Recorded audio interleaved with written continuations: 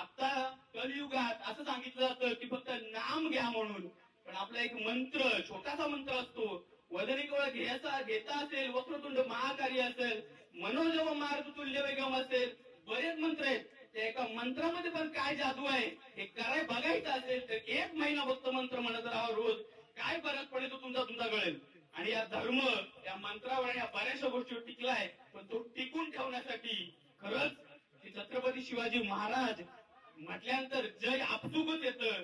आणि आमचं धाकलं धनी शंभूराजे महाराज 40 वर्ष सतत औरंगजेबाच्या समोर, त्याच्या छावणीच्या समोर डोळे काढले, हात तोडले, पाय कापले, पण शंभू महाराज धर्म चेंज करायला तयार आहे नाही.